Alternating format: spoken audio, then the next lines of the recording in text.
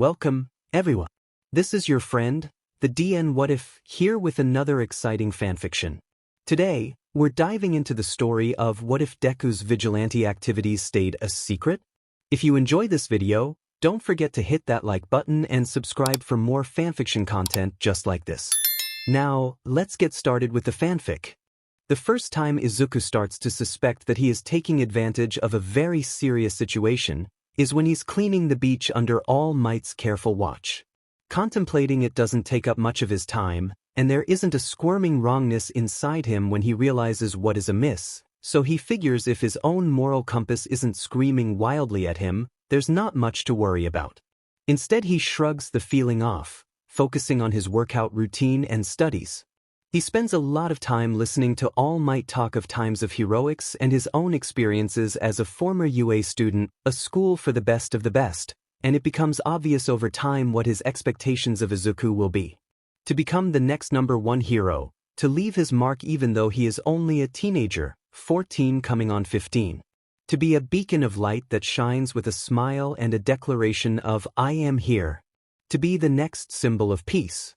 Izuku never tells him that while yes, he does want to be a hero, that he wants to save people, that isn't exactly the type of hero he intends to become. Haingiri, Izuku flops down onto a stool, elbows on the table and hands under his chin in a way he has been told makes him look exactly like a young version of his father. Well, before what they had all dubbed the accident happened, at least. Is it bad of me to not tell my new mentor that his ideology and expectations don't align with my own goals? Kurogyri's form flickers, yellow pools narrowing. Has this mentor asked what you want to achieve in life? No. Then he does not sound like a very competent mentor. He isn't wrong, Izuku thinks as he jumps out of the way from a particularly acidic blow. Had it hit, his brain would have been nothing more than a pile of, acidic goop. He scrunches his nose up at the thought, his hand tightening slightly around the metal in his grip. A deep breath, loosening his hold again into something more comfortable. Really, All Might hasn't explained much past one for all being a transferable quirk and how if his body isn't prepared, it'll probably tear him apart if he tries to use it. But that doesn't particularly explain much. Sure, he has his suspicions of the origin of the quirk, but late-night discussions with his dad always gives Izuku suspicions and he doesn't particularly want to address this one right now. It's part of why he hasn't told his dad about being offered one for all in the first place. The man can be overbearing at best and a homicidal SDST at his worst, these days at least, which is a fine improvement. The man is supposed to be on bed rest, too, as loosely as the term seems to apply to him. One mention of spending time with All Might will, predictably, result in him either A. sending out one of Dr. Garaki's latest projects in human experimentation or B. attempting to murder All Might with his own hands, again. Like it went so well the first time. The image of his dad fighting a deflated All Might, life support system in hand as the two toss and tumble like old men, is an amusing one. Even his suspicions on the quirk's origin doesn't explain exactly what One for All is. A transferable stockpile quirk? Yes. But what does it stockpile? Physical strength seems unlikely, though that is what All Might is making it out to be. One for All came about when quirks first started to appear. The fact. All Might is the 8th holder of the quirk. Another fact. If just the physical strength of the previous holders is what was transferred, then there is no way the strength of 7 people could have given All Might that much raw, brutal power. Of course, there is also All Might's own training and potential quirk to take into consideration, some form of shape-shifting that allows him to alter muscle mass and general well-being, within limitations, rather than a full-body transformation, if Izuku had to guess, and how it would have affected One for All. There are other possibilities, of course. So many Izuku has already started a notebook dedicated to the quirk. A part of him wonders if he could just take it. But no, that would be rude to All Might, and a risk he can't afford to take, especially if he were to fail. What the F-kid? Acid Quirk Man asks, before snarling and spitting acid onto Izuku's baseball bat. That was his own fault. He'd zoned out in the middle of a fight and started muttering. It doesn't stop the way his lip twitched downward. That was his favorite bat. He'd managed to get it signed by Present Mike one evening when he had accidentally run into the pro hero on his way to baseball practice, an underrated pre-quirk-era sport that fell into a rabbit hole and died when someone used a telekinetic quirk to hit the ball so far it ended up lodged in a tree 50 kilometers away, and no one could complain because the rules never said anything about quirks, and since then was never updated. It makes a very convenient excuse when any hero catches him wandering around with his trusty metal skull-crushing stick, and had a nice talk to the man about his radio show, Quirk, and just how much of a fan he was in general. He sighs, taking in Acid Quirk Man and thinking even as he dodges another round of acid spit. Some almost nicks the hood of his limited edition All Might jacket, almost. He really should stop wearing his favorite hero merchandise when he goes out at night. Well, he isn't particularly in the mood to hold back anymore. His greedy little gloved hands, almost always gloved to hide the scars and small holes that mean something best left unknown, itch to get a hold of one for all, to see and feel what it is like to have such a mysterious quirk flow through his veins. For now he will have to make do with pulling out his notebook to write down more of his theories. But he can't do that around Acid Quirk Man for fear of his precious notebooks being destroyed. Izuku pulls on one of the favorite quirks in his arsenal, intent on finishing things quickly now that he's decided what to do for the rest of the night. His hand is outstretched and he pulls, and the villain seems to realize just how screwed he is as he's tugged ball first towards Izuku. Being able so draw small objects to oneself is such a useful ability. Oh well, that's Acid Quirk Man's own fault for trying, and often succeeding, to lure child into his unmarked van. An anonymous message and rooftop run later has one Aizawa show Yuta staring at a twitching, unconscious criminal tied up in a dumpster. Stuck to the man's chest is all the evidence needed to sentence the man to a life in prison. Show Yuta sighs, hefting the criminal out of the garbage and dragging him to the police station. He doesn't mind vigilantes as much as some of his coworkers. Underground heroics tend to blur lines, but he really wishes the kid doing this would come to him for help before he goes on the offense. He wishes the kid would stop giving him tip-offs on his nights off too. Yagi thinks he has made a good choice in choosing young Midoriya to be his next successor. The boy is passionate, determined, with a strong work ethic fueled by his longing to help people. Yes, he can see the boy going far, pushing limits and going beyond, a great hero from above, shining down on the world and casting away the darkness that lurks. There is something strikingly familiar about the boy too. But for the life of him, Yagi cannot place what it is. Yes, Yagi thinks as young Midoriya cheers in triumphant, Takoba Municipal Beach looking cleaner than it has in years. Young Midoriya will make an astounding hero. There is a nothingness around him, a vastness that extends throughout all that he is. One would call it darkness, a void with no end. But he has no concept of darkness, of the floating state he is in. At least not yet. Years later, if asked, he will say the darkness felt rather wet and slimy, and that it had a slight green glow, almost as though his own eyes were peering back at him. I'm not saying killing Endeavor is off the table. Izuku explains to a scarred and stapled man named Dabi, who he is 100% certain is the number 2 hero's missing presumed dead child. I'm just saying that if he is killed in a way that screams villain attack, his behavior will never be acknowledged, always pushed aside or justified. It would be much more destroying for him and hero society as a whole if, say, undeniable proof of what he's done were to be leaked on a wide-scale network.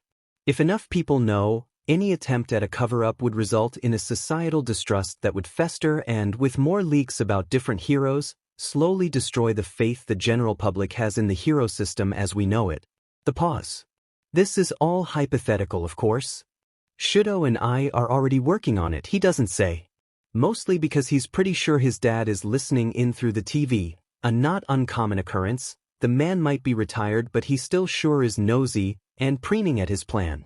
Best not let the man know that was just one of many plans Izuku has. It's always best to be prepared, after all. Dabi is staring at him with wide eyes, mouth parted. He looks a bit like a charred goldfish. His companion, a girl with a blood-related quirk, who had tried to stab Izuku upon the start of the meeting and has been happily sipping away at a glass of his blood ever since he realized she probably needs it as sustenance and happily offered his own, is grinning from ear to ear, sharp canines and crinkled eyes. Most people would think the look is scary, villainous, but Izuku can see it for what it is. Genuine, endearing, and just that little bit insane everyone in the organization is. These two will be right at home.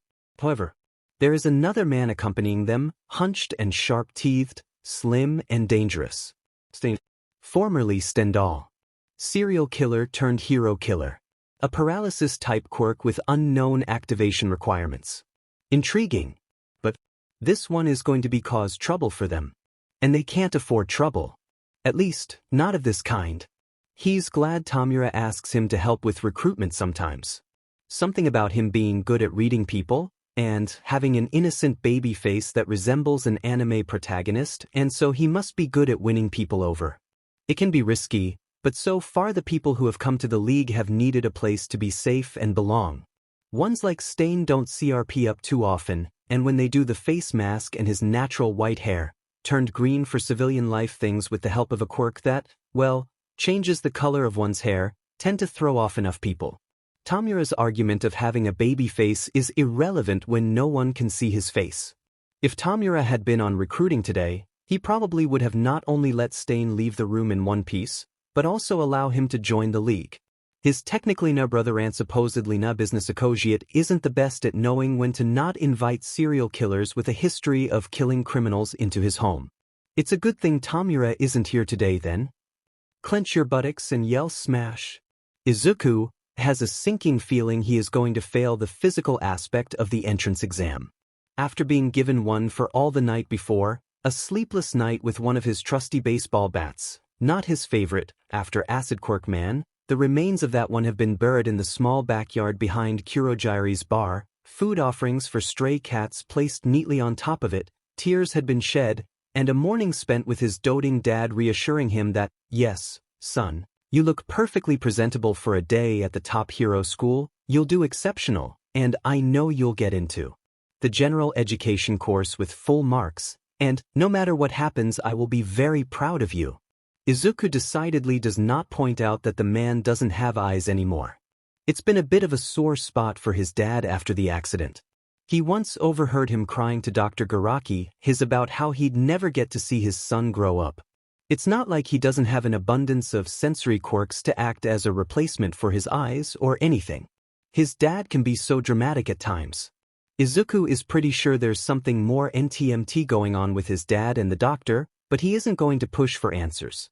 Not when the man gives Izuku so much space and freedom and trust to do whatever he wants. No vaulting for him, thank you very much. It's the only reason his dad hasn't figured out about his meetings with All Might yet, though Kurogiri has been giving him some suspicious looks every now and then. All Might had also had the uttermost faith in Izuku, albeit for different reasons.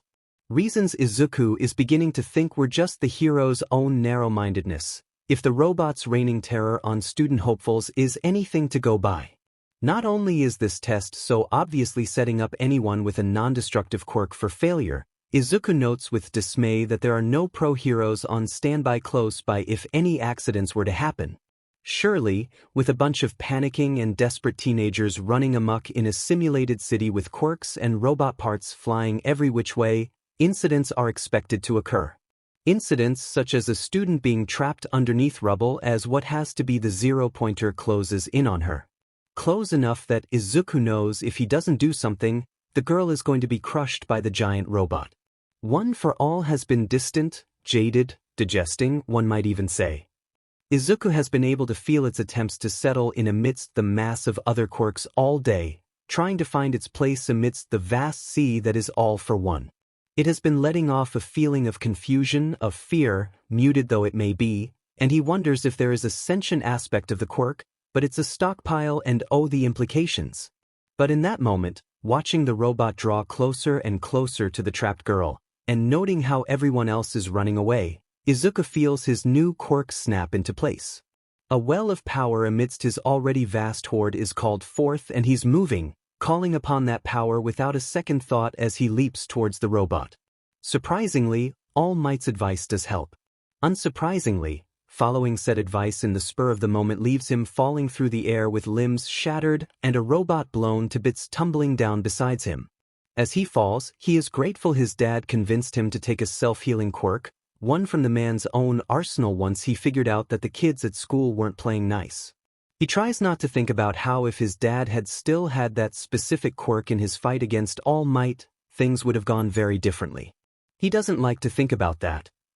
Izuku lets himself fall, even as his bones snap back into place and his skin and muscles heal.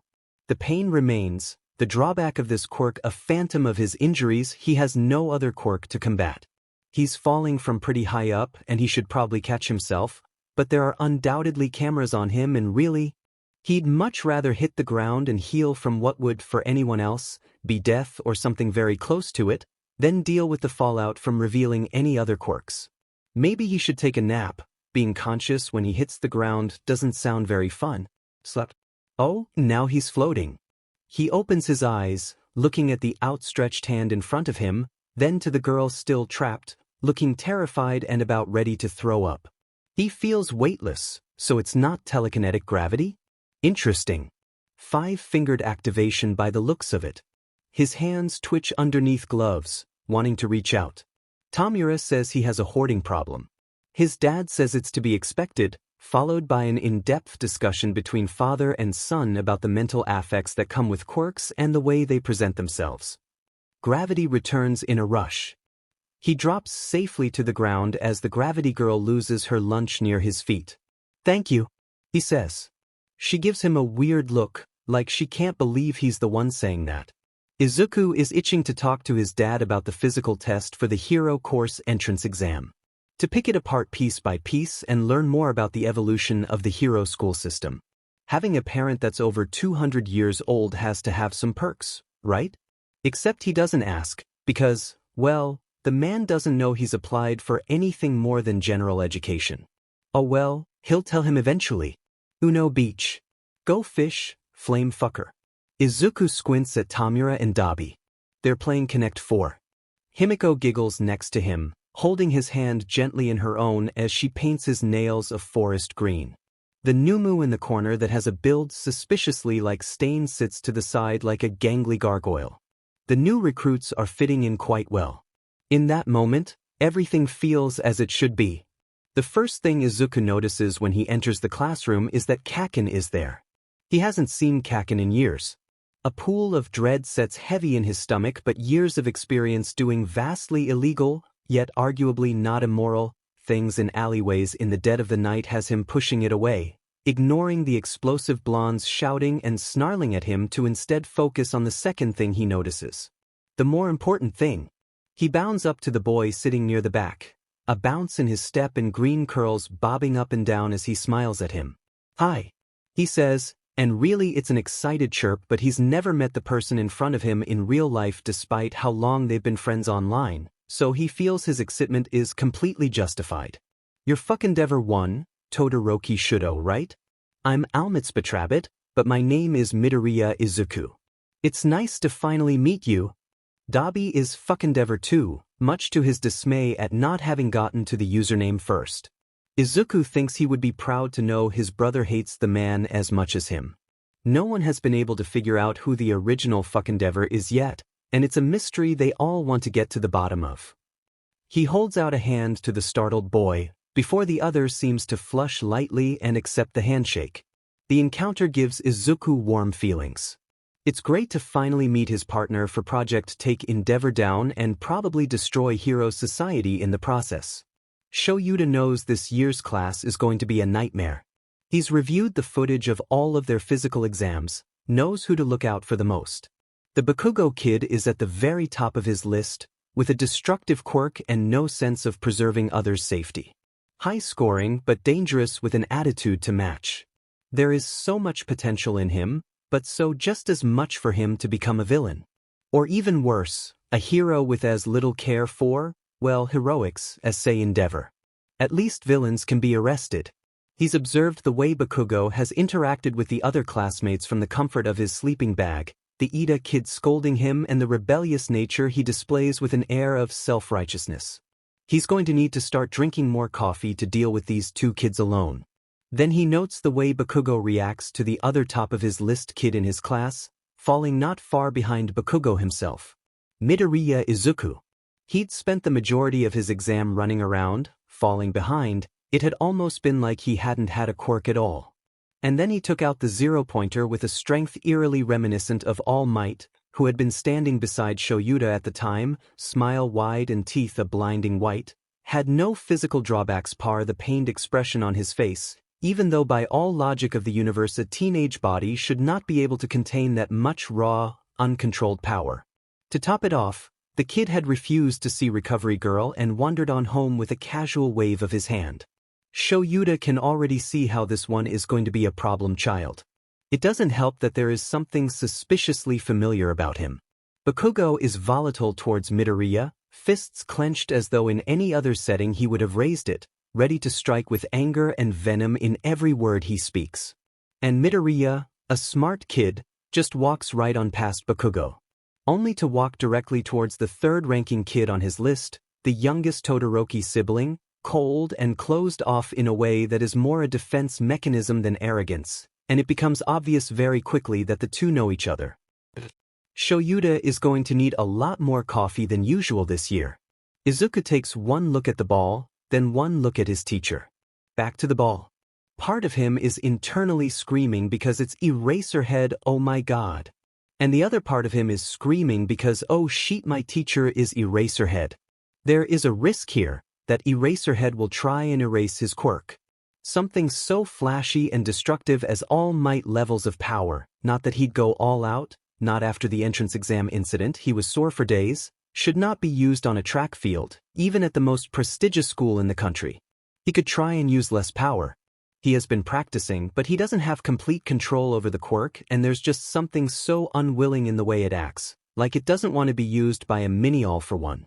It's definitely sentient, though Izuku hasn't figured out a way to interact with it, and given its heroic history, the core of the problem is probably the technically villainous activities he partakes in on a day-to-day basis.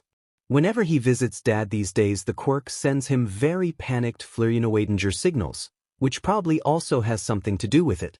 He ignores the warning, of course. Dad would never hurt him. There is also the problem of his hair color quirk. Would erasure only cancel out one of his quirks at a time? It's unlikely, though he doubts the man has had a chance to test his quirk on multi-quirked individuals. There is a difference between quirks that have multiple factors and people with multiple quirks, few though there are. The last time someone bought the topic up, Izuku went on a 5-hour-long tangent, PowerPoint presentations included, as Kurogiri wept in the corner as his bar was taken over for the night. It isn't a risk he's particularly willing to take, should his hair turn back to white. He could claim it was another person's quirk, technically true, but it's his now. But no, Eraserhead has to be looking at the person using the quirk. Izuku sighs, making his decision. He's pretty sure he won't be expelled. Anyway, and even if he is, he's got the league. He looks Eraserhead dead in the eye, smiles slightly, and throws the ball without activating any of his quirks. Not a single one of them. All in all, he does pretty well despite the lack of quirk usage. It doesn't surprise him. The tests are made to single out those with the more flashy quirks and higher fitness training, and not many of his new classmates seem to have a good grasp on how to use their quirks efficiently in the situation. Izuku finds it amusing, in a dark sort of way that threatens to uncurl and destroy society. People discriminate for the silliest things. Then the threats of expulsion are revealed to be a hoax, and Izuku almost feels bad for starting to prepare one of his plans to destroy UA from the inside out. Plan number 3 would have been so easy to enact on a Monday, such a shame.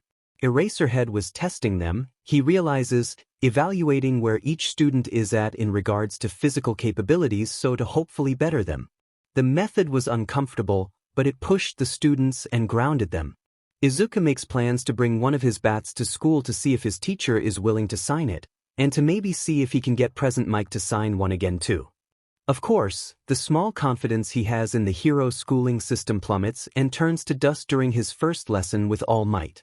A battle simulation in the first week, at least half of his classmates lacking in any fighting training, the ones who do not knowing to hold back.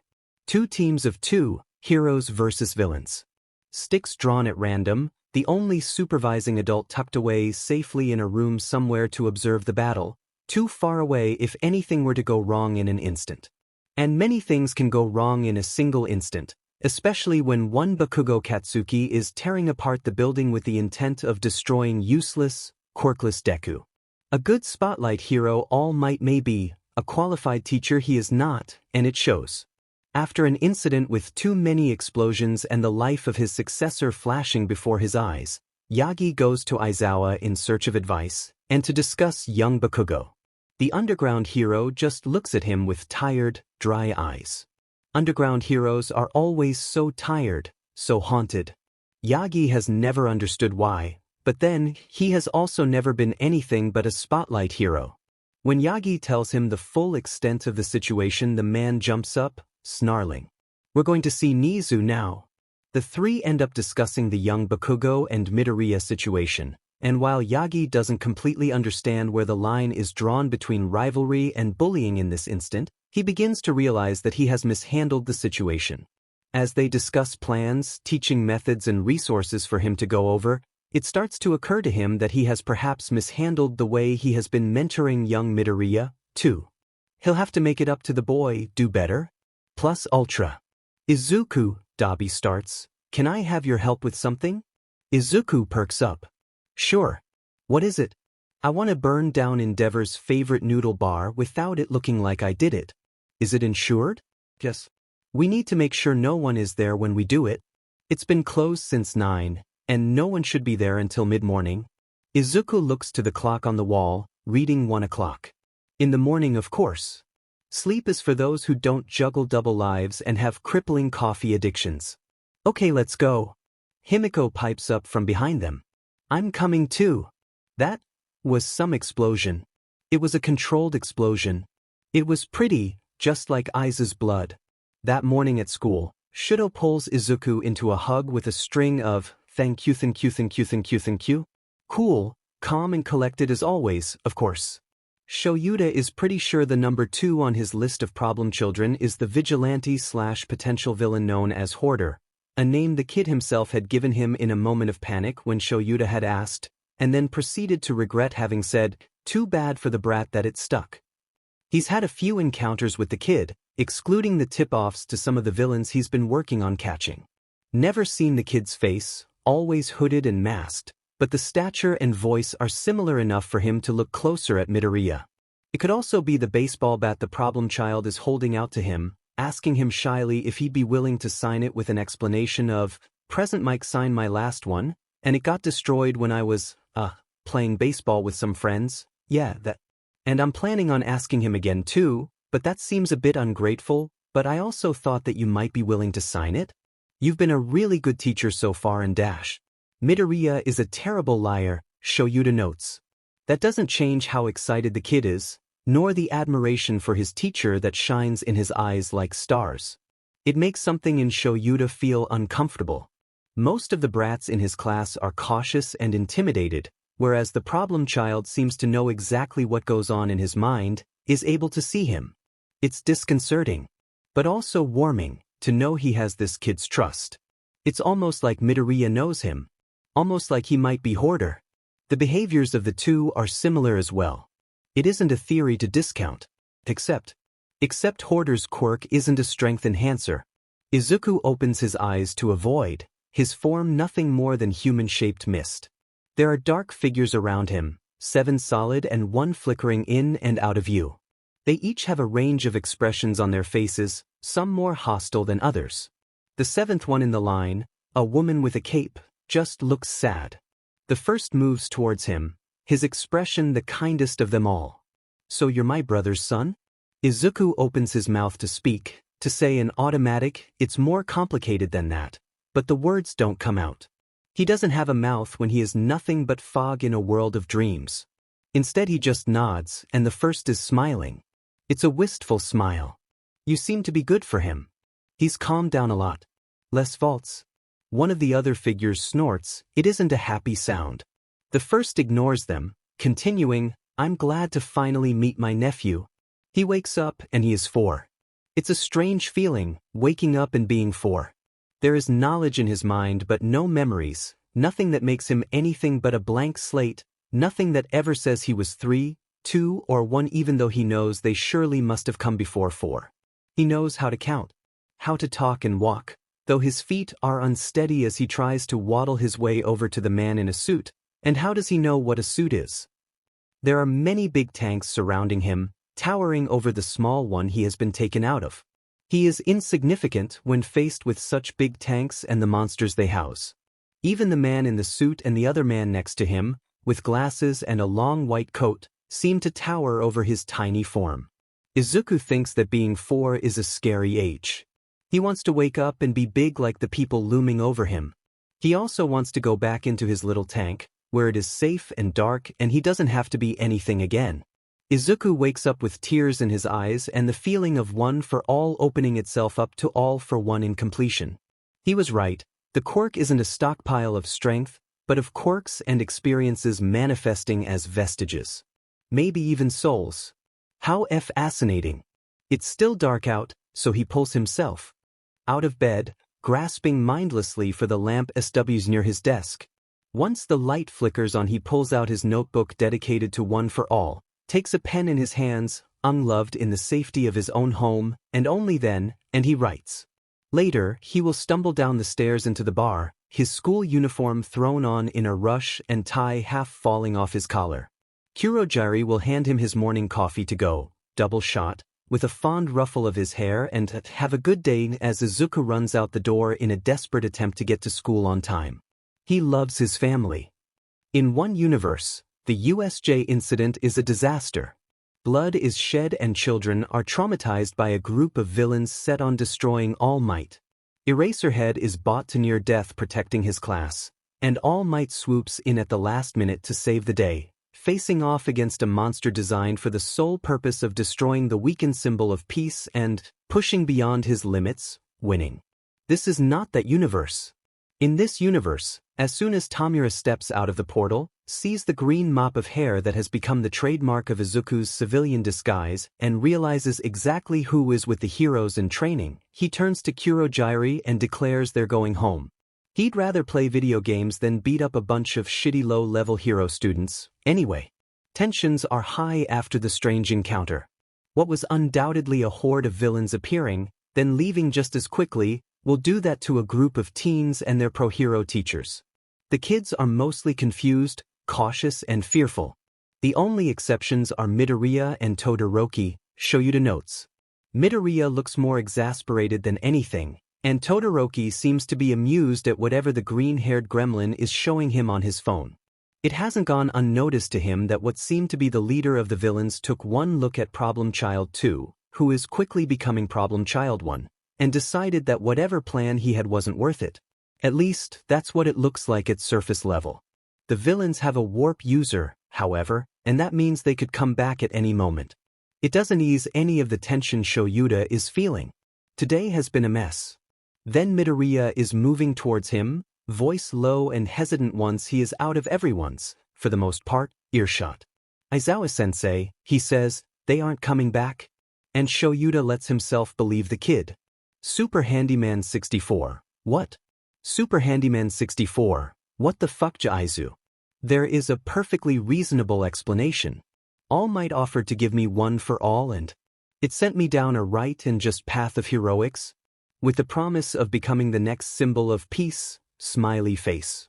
Super Handyman 64. What? Super Handyman 64. The Super Handyman 64, actual. Super Handyman 64, F dash? Winky face. Super Handyman 64, don't winky face me you little sheet. Super Handyman 64, I'm telling sensei. I guess that's fair.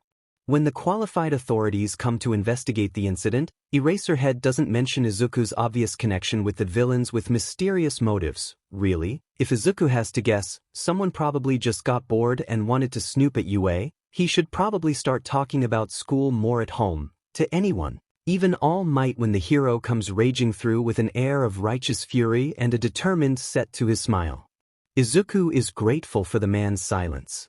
Not so much for the you will be explaining this later, Problem child glare the underground hero is sending in his direction every so often. He's already going to have to explain everything to the League, not to mention his dad, though he supposes it was only a matter of time. Shoto is sticking to his side, radiating ice-cold protectiveness from every angle, daring anyone to come anywhere near him. It's mighty suspicious, but fortunately the investigators are too busy being baffled by the villain's actions to notice anything amiss with the students. The bus ride back to the school is filled with a quiet saturating the air that stems from unease.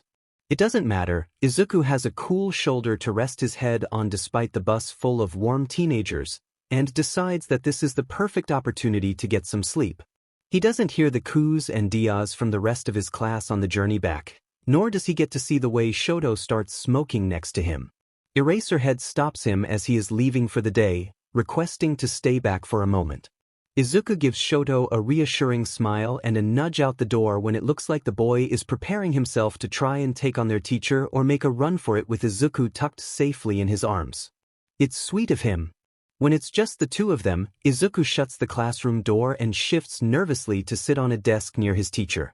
Said teacher is massaging his temples, looking for all intent and purposes like he wants to curl up and sleep then and there. Problem child, care to explain? Izuku sighs, slowly pulling off his gloves. The precaution if things go badly. But also a comfort, a sign of tentative trust. Izuku has never been fond of lying to the people he likes, and, though their actual interactions are few and far between, Eraserhead does fall under that category. The movement isn't discreet. He knows Eraserhead is paying rapt attention despite looking like he's about to pass out on his feet. The man always looks like that. Maybe he should start bringing an extra coffee to school with him. He's sure the teacher would appreciate Kurogiri's coffee. It's the best diamond coffee ever. That is, if things don't soon become a massive mess that leads to him having to leave school forever and go into hiding. Eraserhead moves his head upwards with a frown as Izuku contemplates how to answer. What to tell, what not to tell. He is aware that, for anyone with the standard good and evil mentality, his life is a disturbing mess, that it would be easily justified to have him locked away somewhere, be experimented on, or to be put down. He isn't like others, he isn't really like the rest of the League either, or even his dad. None of it is something he can easily put into words. Eventually he decides on, it's complicated. This time Eraserhead is letting out a sigh, long and tired. His eyes move back down to take in Izuku again. The next question he asks surprises Izuku. It had never occurred to him that his teacher might think, "Are you safe?" "Of course I am," Izuku says, wincing at how quickly his own words came out. That probably looks suspicious. He takes a deep breath. "I am really. And they're, well, not technically good people, but they aren't evil. They'd never hurt me. Or anyone who doesn't deserve it in some way. They're people who are hurting and who society has kicked out." Then, quieter, "They're my people." It is of course at that moment that a suspiciously familiar purple mist forms behind him, pulling him further and further into it with urgency.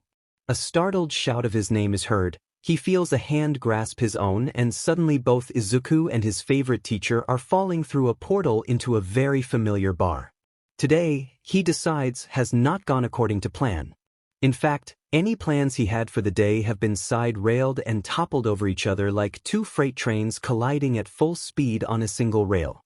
Shoyuta is really wishing he hadn't gotten out of bed that morning. Wishing he hadn't decided to follow through with Hizashi's excellent idea of becoming teachers together some years ago, too. In fact, he might be starting to wish he'd never decided to become a hero in the first place. This day has been an absolute disaster. And now here he is, surrounded by agitated villains in a, rather nice, he has to admit, bar located God knows where, with his now #1 problem child. The kid has shot so far above Bakugo in the last few hours, Shoyuta would cry if he didn't have dry eye. Midoriya has reached problem child with capital letters, status. Given their wide eyes and combat-ready stances, it's safe to assume they didn't think he'd fall through the warp gate with Midoriya. He pulls himself up, placing himself between his student and the villains, readying for the inevitable fight and escape attempt that is about to take place. Priority 1, keep the problem child safe. Then get them both out of here. Except Midoriya is probably part of their group, probably won't come along willingly. The odds of getting out of this alive and, relatively, unharmed. It's not looking good. Especially if his hunch is right and Midoriya is hoarder. Kurogyri. Midoriya calls out from where he's been tucked away safely behind Shoyuta. Can you make us both coffee, please? The warp user, Kurogyri, flickers in acknowledgement, and the way the mist that would otherwise be his hair moves as he moves towards a coffee machine set in the corner sets off a wave of familiarity in Shoyuta. Why does he? Midoriya pats him on the shoulder with his elbow, a strange choice, but the problem child is always wearing his gloves and he isn't now, so it might be something quirk-related. Don't worry, problem child says before addressing the room full of villains. Everyone, this is my teacher, Aizawa-sensei. Please don't attack him, and Himiko-chan, I can see that knife.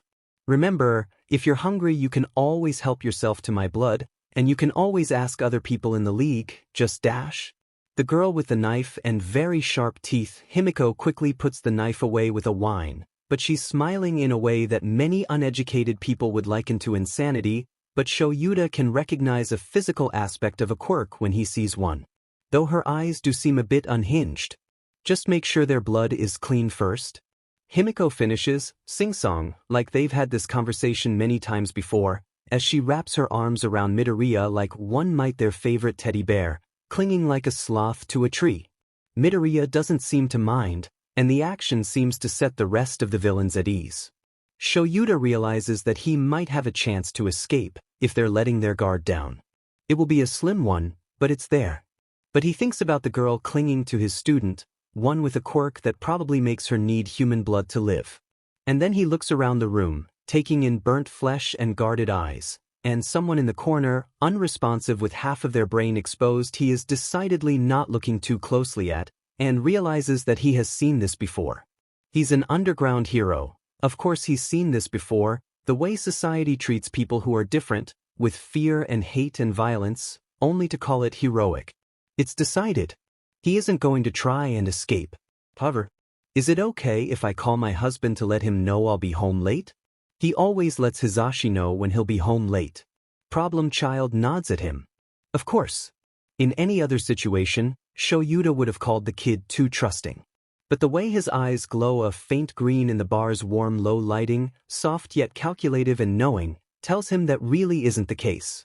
There's something dangerous and powerful lurking under the problem child's skin, and the kid Dimon well knows it. There's something familiar about the professional hero who had been pulled through the warp with Izuku. Kurogyri ponders on this as he prepares the requested coffees, then a cup of green tea for himself. Something is tugging at his mind, in that way that things from before sensei have a tendency to sneak up on him, on occasion. He shakes the feeling away. Who he once was does not matter, not when he has coffee to make and trouble-making charges to look after. Today has been a mess. But he would expect nothing less from the league. So, Izuku starts with a smile that doesn't quite reach his eyes.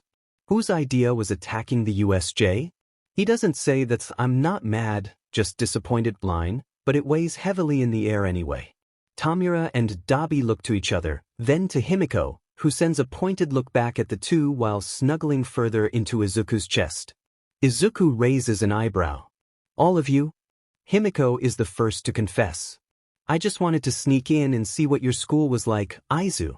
You never tell us anything about it, and I figured getting blood from a hero student would be fun. Her grin widens. These two came up with the distraction idea. Dabi just shrugs. I just said we'd need to make sure no heroes were around to notice the SWs. And I figured, Tamura starts, and at least he looks a little ashamed, that we could take out a couple of mini-bosses along the way. And the Numu and horde of villains that joined you? Sensei said that we should go big or go home dash, right? Of course he did. And that All Might was supposed to be there. He gave us the NPCs and that freaky half-brother of yours. Why do you always call them that? Izuku mumbles through the palms of his hands. He can't quite remember when in the explanation his hands had made their way to his head, but he isn't too inclined to move them. Especially not when Eraserhead is probably staring at the criminal organization he often tries to convince himself he doesn't co-run, like they're all a bunch of idiots. They aren't. Izuku knows this. He knows this deep in the depths of his heart. He knows. That doesn't stop him from wanting to curl up into a ball and hide away from the world for a while. He wonders if the doctor would be willing to put him back in one of those tanks for a few weeks. He knows, but we're all a bunch of disasters, aren't we? He's smiling behind his palms as he says it, warm and fond. Yes, today has been a mess. Yes, it's a mess he's going to have to clean up. But really, it wouldn't be the league if it wasn't full of human disasters. The first sip of his coffee has Shoyuta blinking in surprise. The second sip has something tight and constricting curling up around his heart, and it isn't poison. He hasn't had coffee this good since Oboro. It's made exactly the way he liked it, back in high school with a workload so large and expectations so high the student populace's only choice was to turn to caffeine in whatever form they preferred, preparation for their up-and-coming lives as heroes who are never going to get enough sleep. His friend always drank tea himself, or energy drinks, but learnt with the determination only someone so good and caring can, to make DMN good coffee, the exact way his friends liked it. It hurts to think about, and surely it must be a coincidence. Still, he can't help but take more note of the warp user after that. His mannerisms calm and collected and so very different from what he remembers of Oboro, and there is no recognition in the yellow pools of his eyes to give away any possibility that he knows Shoyuta, but still, it's there in the way his quirk flows, so very similar to Oboro's clouds yet so fundamentally different in use. It's in the realization as to why Kurogiri's head seems to flow in a familiar pattern, and the fondness the man emits for his allies, the way he ruffles Midoriya's hair when the kid asks for more coffee. Shoyuta is very tempted to take the second cup from him. It's getting late, and if this is a habit it explains why Midoriya comes to school so tired all the time, and why he's always up so late doing the various illegal things he gets up to in his spare time. Shoyuta thinks he might be chasing ghosts, seeing things where they aren't there. He is no stranger to grief, to loss. But there's something in the way the warp user cradles his own cup, green tea, Oboro's go-to-back when they were younger, naive to the world at large, that is just so achingly familiar he can't help but wonder. Can't help but hope. It takes longer than expected, but eventually Izuku's phone buzzes.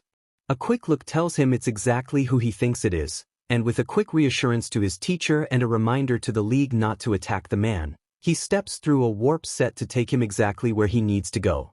Eraserhead seems to be taking being surrounded by villains surprisingly well, excluding the weird, curious looks he's been giving Kurogiri every now and then. Izuku makes a mental note to look into that later. One impending disaster of a confrontation at a time. He steps out of the portal and into the dimly lit labs. Numu experiments surround him in stasis, their tanks giving off a green glow, one of the few light sources in the whole room. Izuku always thought that darkness was counterproductive, but Dr. Garaki and his dad seem to get on okay with their work, so he doesn't comment on it. There's a figure sitting in a comfortable chair, hooked up to so much life support that it must surely be impossible not to tangle all the wires and tubes. His dad can get along okay for a time without most of his life support, but that doesn't mean he should. "Hi, Dad." "Hello, Izuku." All for One says. There's the pressure of One for All screaming for him to get away. Izuku had hoped that would stop after his, albeit one-sided, conversation with his uncle. Well, maybe his dad isn't going to jump right into things. Maybe he'll. How is studying at UA going? Straight to the matter at hand, it seems. That's fine. There's a small part of Izuku that's worried about how his dad will react to him having One for All, that this will be the thing that separates Izuku from the man that is, very, very technically, not his father. That this will be the thing that makes his dad realize he's nothing more than a defective copy. No, they've had conversations about those insecurities before. There is nothing to worry about. His dad loves him very much.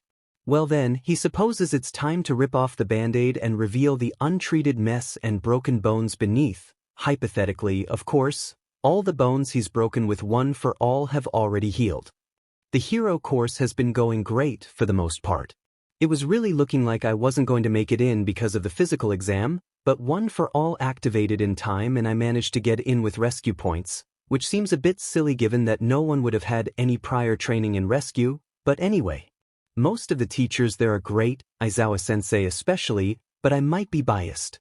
He cares about his students, even if he pretends not to. He's like a grumpy caterpillar, and he doesn't seem too bothered with the league at the moment. I know you know he's in the bar, but that could change if they're unsupervised with him for too long.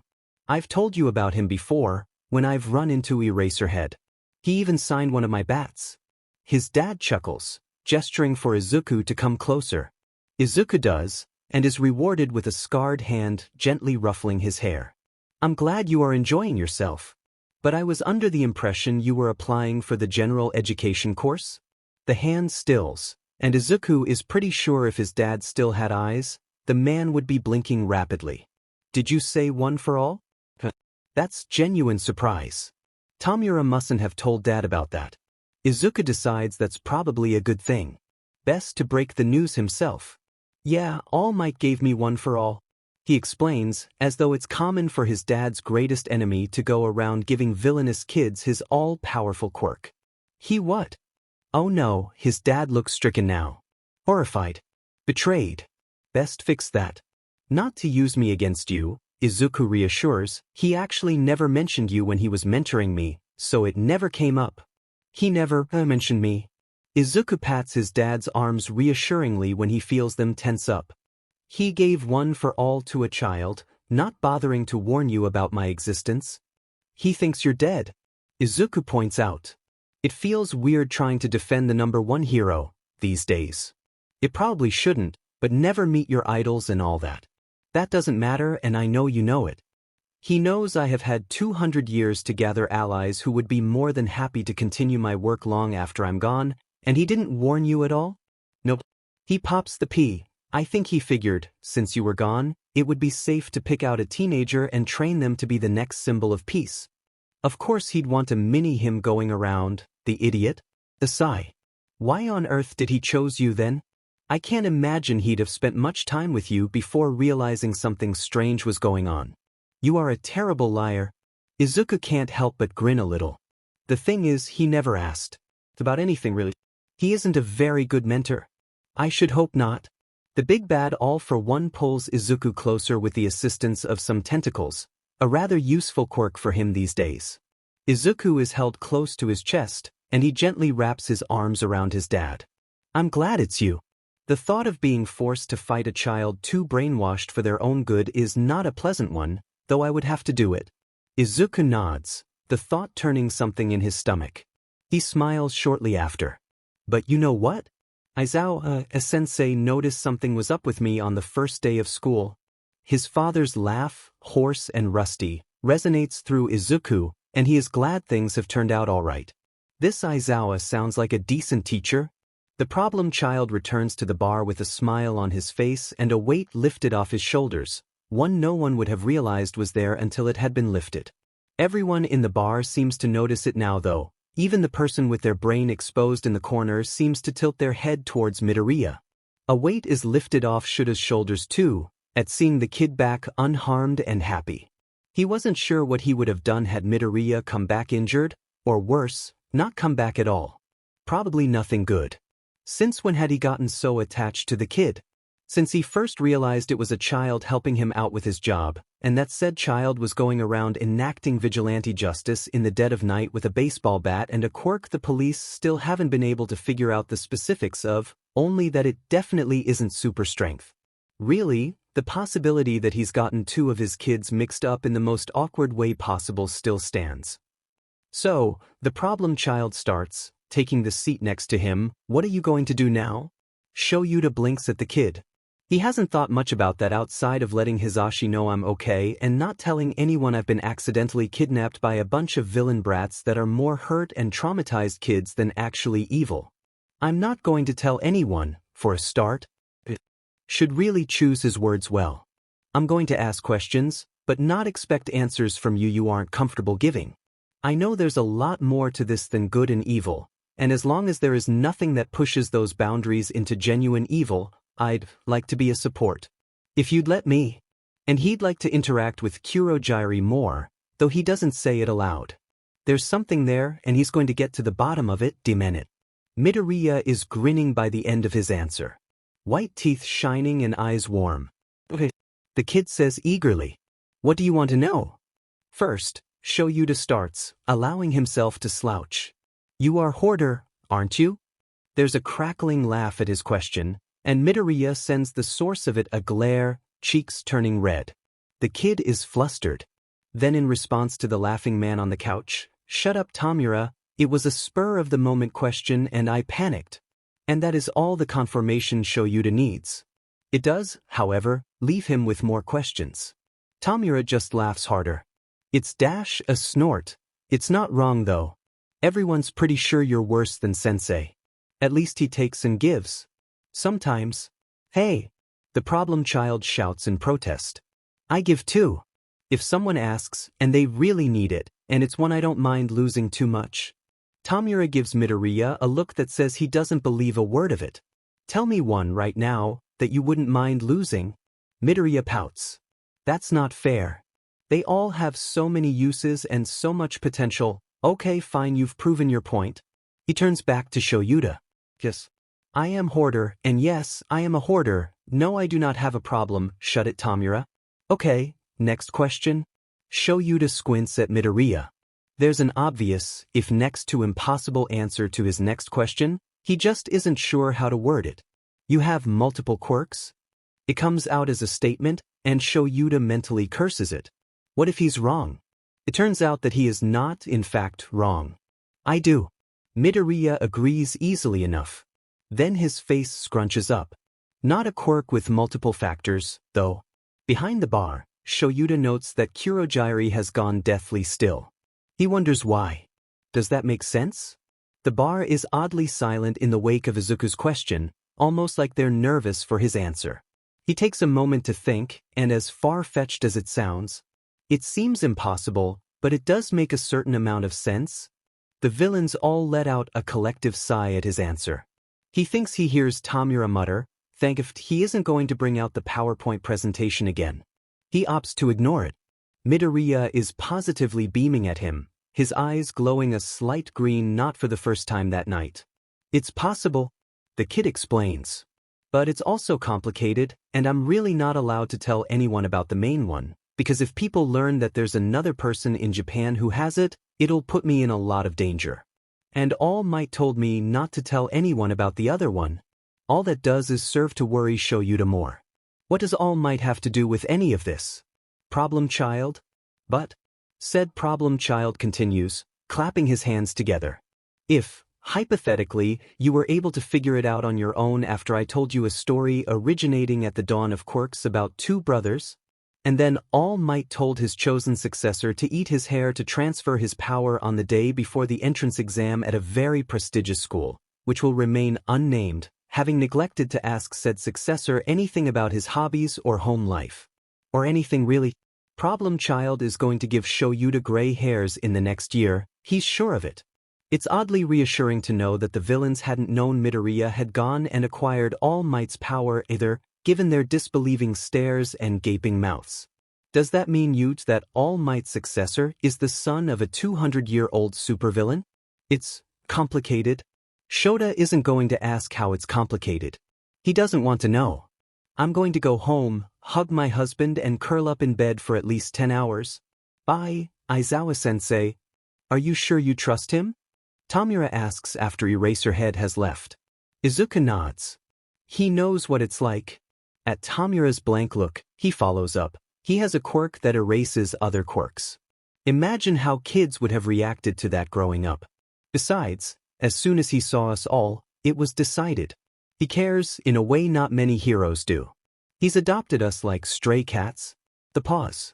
And he signed one of my baseball bats? Tamura lets his head fall to the counter with a thud. The sports festival will be taking place in Dash. Izuku and Shoto share a look, then a nod. Endeavor is going to have rather high expectations of his youngest son during the festival. It's too bad the number 2 hero is going to be very, very disappointed. Izuku hasn't seen All Might in a while. Which is not a letdown, particularly. It's easier to avoid having to lie, rather terribly or by omission, to someone when they aren't even around to lie to. That doesn't mean the absence isn't felt, doesn't mean the dwindling admiration and fanboy giddiness he used to feel towards the number 1 hero isn't disappearing more and more. He does see his mentor? Once in the week before the sports festival, the man gives a speech about how important it is that he makes his presence known, a declaration of "I am here" to the world, to let them know that the next symbol of peace is soon to make waves in hero society. All Might never asks what Izuku thinks of it, and so Izuku doesn't bother telling the man he has the intention of doing no such thing. The day of the sports festival arrives, and the league sits in front of a TV with a bucket of theater popcorn and enough other snacks to feed a small army. All for One is even there, Dr. Garaki eagerly describing the events of the festival as they occur by his side. No one minds the commentary, until the doctor starts getting distracted by how useful some of the students' quirks would be for his experiments. Mind control. Izuku's hands itch and twitch underneath gloves, even though he should be at his opponent's complete mercy. Even as he slowly gets closer and closer to the boundary line of the arena. The vestiges of One for All are waiting for him outside, though they seem to be encouraging him to turn back, to keep on fighting. But the quirk is so cool, he wants to tell them, it has so much potential. And what better way, outside of having it for himself, to learn about its potential than to be under its effects? But the lady he is pretty sure is All Might's predecessor gives him a get back in there right now young man look, and if he'd had a mother surely this must be what it felt like to be under her expectations. So instead of letting his mind think about the incredible quirk just a short distance away from him, he internally sighs, breaks one of his fingers, and carries on with the match.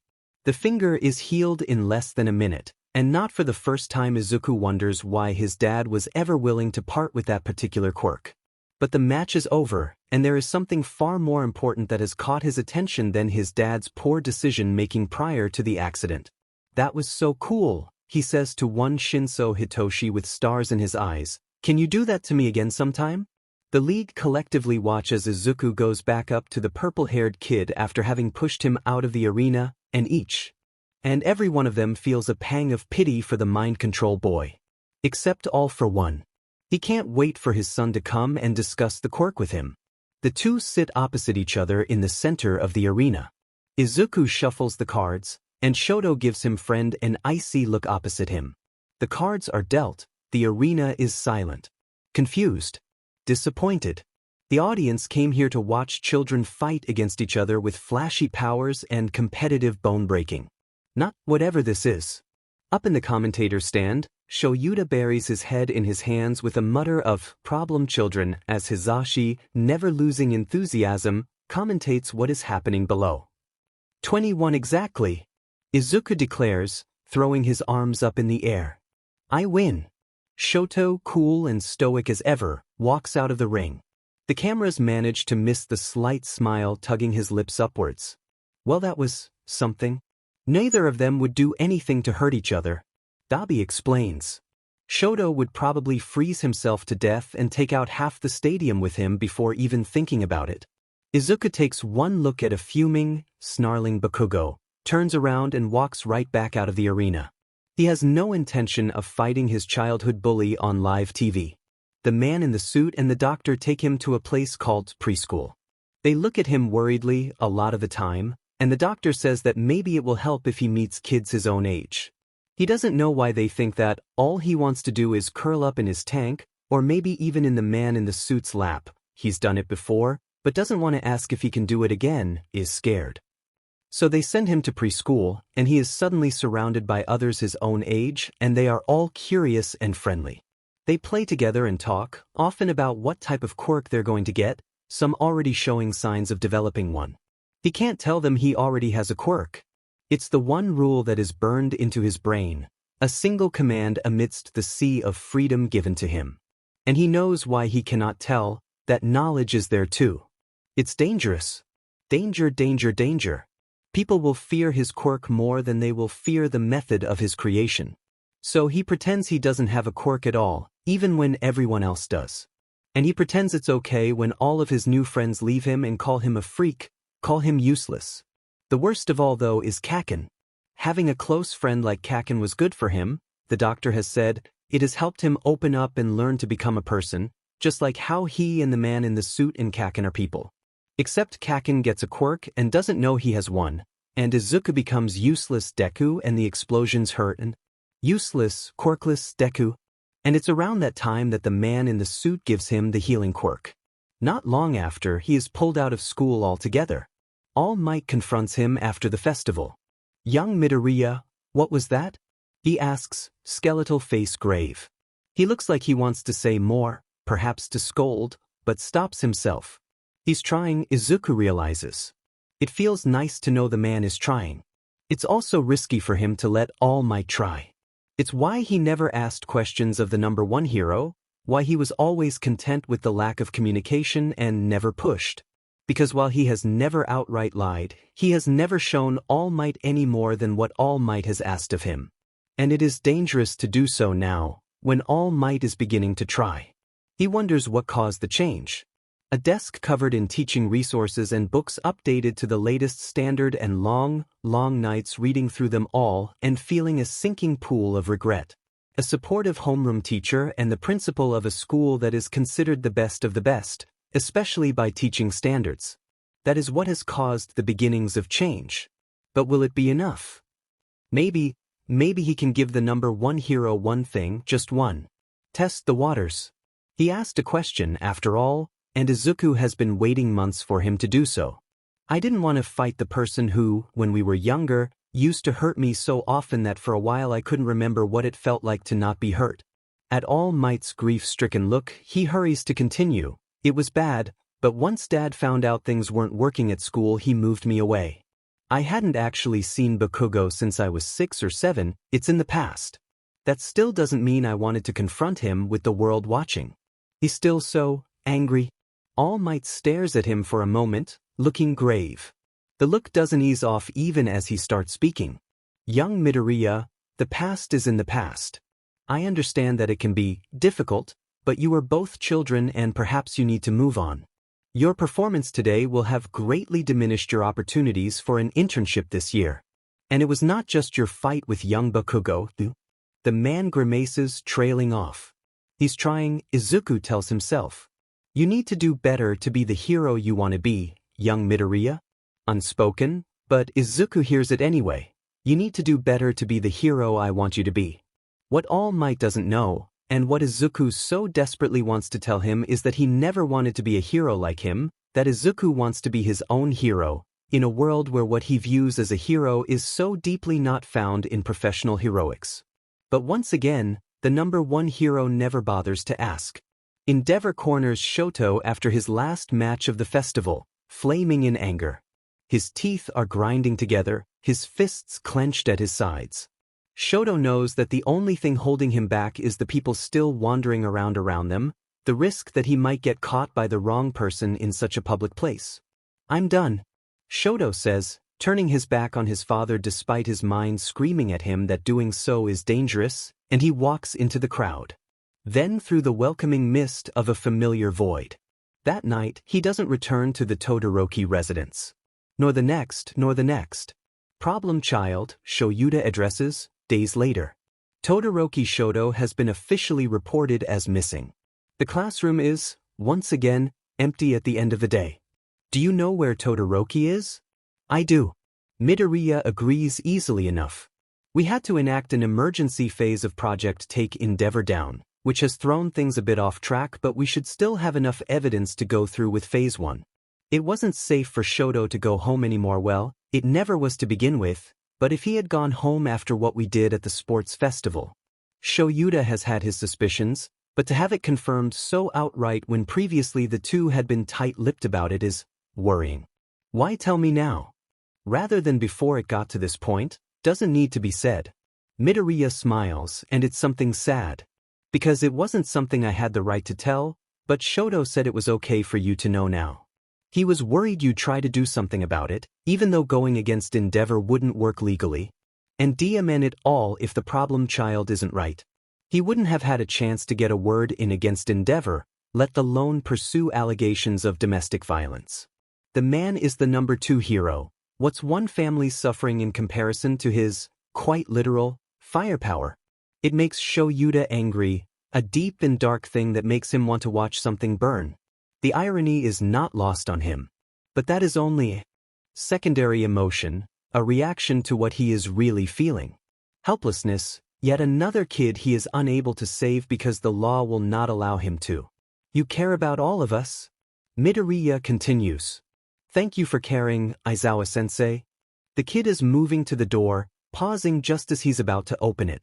Oh, and you should really start coming to the bar more often. Kurogiri hasn't said anything, but I can tell he enjoys the company of another responsible adult. So, little brother, want to go burn down Endeavor's second favorite noodle bar? Shoto blinks at the arms slung over his shoulder, then up at Dabi's scarred face. Sure. Shoto and Dabi stare at the absolute disaster in front of them. Chaos is flying about, smoke filling the air and piles of rubble are scattered across the ground. Not even 5 minutes ago had the utterly obliterated building been a well-renowned noodle bar. Someone is crying in the distance. You know, a voice from behind the two brothers calls out, startling them both. It's Izuku, wearing a hoodie. Shoto can see bits of white hair sticking out from underneath. He thinks Izuku looks very nice with white hair. And the air of power that always surrounds him. And the baseball bat. Shoto thinks Izuku looks hot with a baseball bat. Dabi says he has a crush, but that can't be right. He and Izuku are just very good friends, there is no crushing involved. His friend kicks a piece of rubble with his foot, it crumbles into even more tiny pieces. Dabi, I'm pretty sure when I showed you how to do this last time, I did not teach you how to do dash. He gestures wildly to the remains of the building. That? His older brother, who he had recently reunited with and shed many cool, stoic tears with, has the decency to look guilty. I figured I'd just add more of everything. The man shrugs. Especially the kerosene. Shoto is beginning to realize that all of the adults in his life now, minus Kurogiri, are rather irresponsible. Really, the USJ incident should have been his biggest clue. But then, Kurogiri helped with the USJ incident, now didn't he? Still, he doesn't want his best friend to murder his brother. He's only recently found out the man was still alive, he doesn't want him to die again. So he adds his 2 cents, they had insurance, we checked? His friend and definitely not crush groans into the palms of his hands. Right? And what about all of the other buildings on the block? Shoto and Dabi share a startled look. They hadn't thought about that. And the buildings surrounding the noodle bar are rather destroyed. Thankfully, all businesses in the surrounding area made sure to keep their insurance up to date. In a world where it is a very real possibility for someone to accidentally step on your house, or sneeze and set fire to your dining room, it is rather important to have insurance. The government certainly doesn't pay for support. We need to get out of here. Izuku continues. Especially you, Shoto, if someone sees you. Shoto nods, and allows Izuku's gloved hand to intertwine with his own before his friend makes a run for it with him in tow. Dabi watches the two teens run off, hand in hand, for a moment in amusement before he starts to run after them.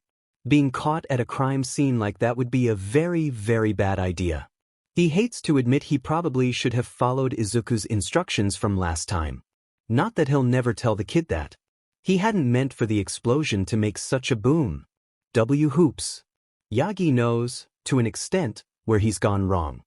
He knows his interactions with young Midoriya have been at first negligent, then misinformed. And then there was the sports festival. What a mess that had been. He'd said the wrong thing again, he's sure of it. Now with young Todoroki missing, his father's furious search, and the sinking realization that the boy might have been taken, All Might knows he needs to do something.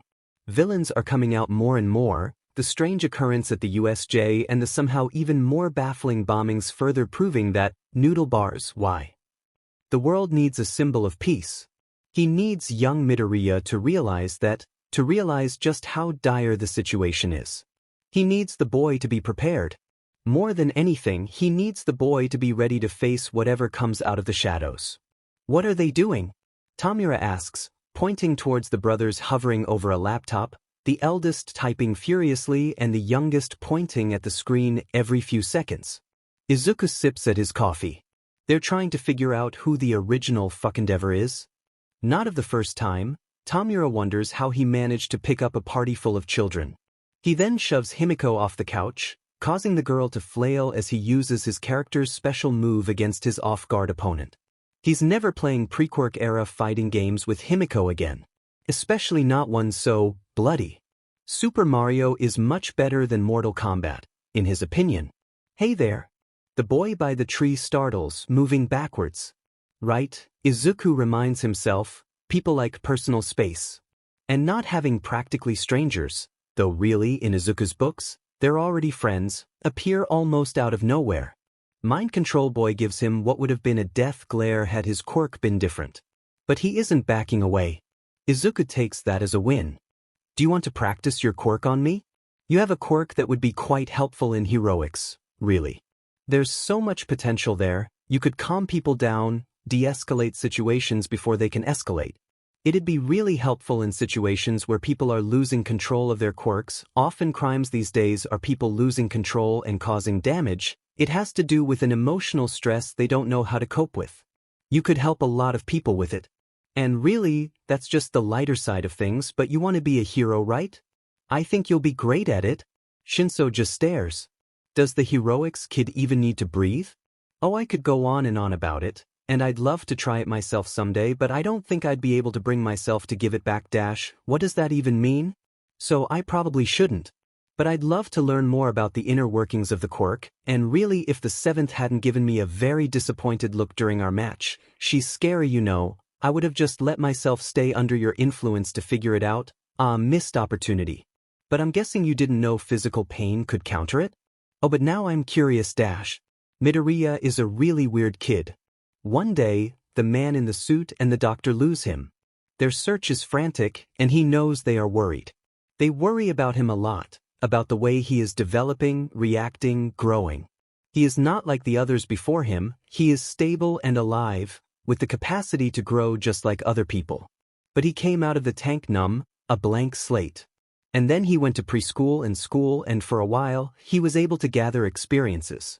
Then Kaken and betrayal and hurt, and it turns out that being just like other people hurts, too. Because he isn't just like other people, he's Izuku. The man in the suit is the one to find him, curled up in his old tank. There is no liquid filling it, no darkness to take him under, but it is still a familiar comfort all the same. The man slowly pulls him out, cradling him close. We were worried, the man in the suit says. He sniffles, liquid drops pool from his eyes as he buries his face in the man's. It's gross and strange, just like everything outside his tank. I'm sorry. It's the first time Izuku cries. Aizu, can I join you tonight? I want to go out as you. Of course you can. Oh God, there's 2 of them.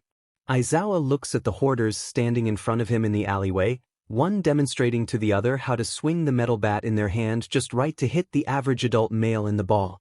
He decides to call it an early night.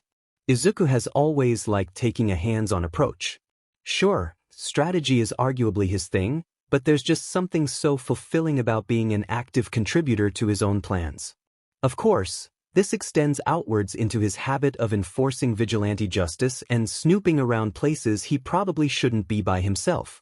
Oh well, his dad has never seemed to mind, even after the whole was given one for all and applied for the hero course thing, and the league is very used to his antics. Besides, he looks to the Numu who was once Stain. Not the doctor's best work, but it's intriguing to see what has been done. How this new Numu can be useful with a foundation of a hero killer. He then looks to the exact replica of himself riding on the Numu's back, holding one of his less favorite baseball bats like it's a treasure. He isn't out hunting alone tonight.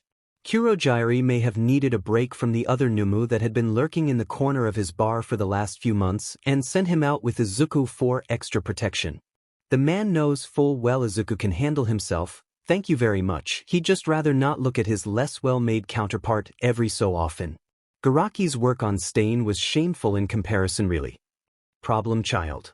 Hypothetically speaking, if you uncovered a Yakuza organization making illegal, quirk-destroying weaponry, and then found out the boss has been keeping captive and hurting a little girl while also taking advantage of her extremely powerful quirk to make said quirk-destroying weaponry, what would you do? Problem child. Hypothetically, of course. Show Yuta stares at the message on his screen, fingers hovering. He's in bed with his lovely husband Hisashi, the other man stirring at the light coming from his phone. It's 2:15 in the morning and he would very much like sleep away the horrifying image of two problem children that, realistically, will haunt his nightmares for at least a week. There is a bubble at the bottom of his screen, showing that the person messaging him is going to keep going. Maybe he should offer some advice. Be a good hero and tell the kid to go to the authorities and let the pros deal with the situation. Except, no one has been willing to touch the overhaul case since incidents started cropping up that could be linked to the man. He is too dangerous, and even the pro heroes are afraid to jump into action. That he's torturing a little girl won't change that. Maybe that's why he doesn't tell the kid to go to the police. Maybe it's the early hour, maybe it's his jaded views on the legal system. Or maybe it's his husband's warm arms slowly pulling him in close. Maybe he just isn't that good of a hero. What was that old meme again? Maybe it's Maybelline. Problem child. Never mind, I'm already holding the child, hypothetically of course. Have a good night, sensei. Show you to Huffs. Stay safe, problem child. Overhaul is later found outside a police station, tied up, looking like he has been bludgeoned with a baseball bat. The Yakuza boss is a fearful, traumatized shell of his former self. And he has been rendered quirkless. Yagi's blood runs cold when Mesa contacts him frantically about that last bit. Tamura looks at the list in his hand, lightly scratching his neck with the other. He then looks to the line of people in the bar. Back to the list. Squinting, he reads out, "What is your reason for wanting to work for us?" After the incident with a little-known hero with terrible acting skills going undercover that he had recruited, who only lasted 5 minutes before Izuku got back and ruined said hero's career, and the incident with the strange purple-bald SEC offender, and that one time he tried to recruit a very scary old lady who'd walked into the bar on accident looking for her pet fish and who was really more than happy to help such a sweet young man, but she isn't getting any younger, but she'll make sure to bring them a home-baked pie sometime. It had been decided that Tamura wasn't allowed to be on recruitment duty without consulting Izuku. Thankfully, the limited edition sensei, Gremlin form, wrote up a guide specifically to help Tamura with recruitment. The scary old lady still brings them freshly baked pies once a week. This is Eri-chan. She'll be staying with us for as long as she needs. Izuku, I've always wanted grandchildren, but I never expected you to be so irresponsible. You've never wanted grandchildren, Dr. Garaki says from where he is crouched down, examining the small, malnourished child that had been presented to him moments prior. I would know if you did. And neither of you know if I'm actually capable of reproducing. Izuku adds. Which, as always, thank you for respecting my boundaries and bodily autonomy. Oh, and by the way, Eri-chan has a quirk that can rewind organic material that's activated by physical touch, but she can't control it very well. The doctor doesn't give any outward response, but he is a bit more careful in making contact with the girl from then on. And I've got overhaul now, so we have options in healing you, Dad. Your dad is hurt? Eri pipes in, voice small. All for one isn't visible to her, sitting on his chair, surrounded by darkness in his poorly lit lab. And my curse can help? It can. Izuku smiles at her. But only if you want to. She beams up at him. I want to help. Young Midoriya, the skeletal man addresses. The two of them are in an office adjacent to the teacher's lounge, a private space. The man's mouth is pulled down, his hollowed-out eyes and fragile figure only adding to the serious air he is giving off. We need to discuss some things about one for all. Himiko, disguised as Izuku, blinks. Yes? Don't panic, Himiko. This whole day has been good infiltration practice. It even has the Izuku stamp of approval. She'd been itching meet his school friends and see what it was like, even if she couldn't go as herself. The only condition being she stay as far away from someone whom looked like a skinny, unhealthy All Might.